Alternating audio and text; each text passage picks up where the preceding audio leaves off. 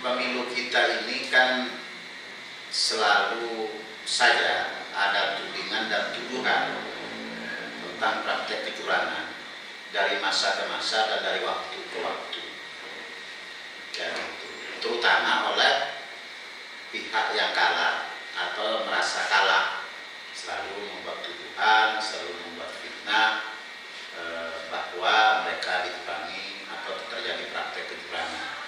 Sesungguhnya kalaupun benar ada kecurangan, itu kan ada lokusnya, ada tempat kejadian kecurangan itu di mana, pelakunya siapa, pada tahapan mana kecurangan itu terjadi, dan proses penyelesaiannya pun kan ada mekanismenya.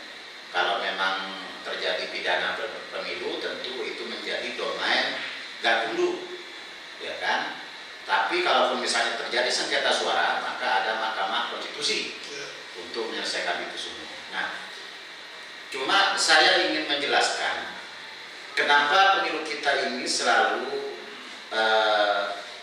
dituding terjadi praktek kecurangan. Pertama, sistem pemilu di Indonesia ini dari pemilu ke pemilu tidak definitif, tidak ajak, tidak tetap. Apakah itu aturannya yang berubah, kontestannya yang berubah, ya kan? Sistem perhitungan yang berubah, artinya karena selalu berubah sehingga masyarakat itu tidak tersosialisasi dengan baik. Nah, situasi ini tentu menyulitkan bagi satu, penyelenggara pemilu itu sendiri, yang kedua bagi masyarakat pemilih dalam berpartisipasi dalam proses pemilu, sehingga human error atau kesalahan yang diakibatkan oleh SDM dan perilaku manusia itu sangat tinggi. Inilah kemudian yang membuat sistem pemilu kita ini selalu dituding terjadi praktek kecurangan dan seterusnya. Menurut saya, sebenarnya pemilu ini bisa dibikin menjadi lebih simpel, lebih sederhana, sehingga mudah dipahami, ya kan? Dan juga dibikin ajak, jadi itu. Jadi kalau memang mau merubah sistem, evaluasinya harus menyeluruh dan harus tersosialisasi jauh hari sebelumnya.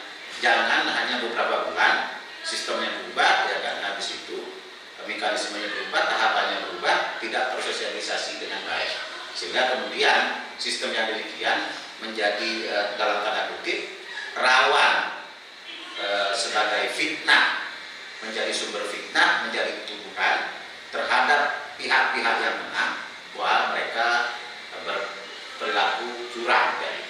Nah, walaupun sebenarnya tuduhan-tuduhan semacam itu, fitnah-fitnah semacam itu harus dibuktikan.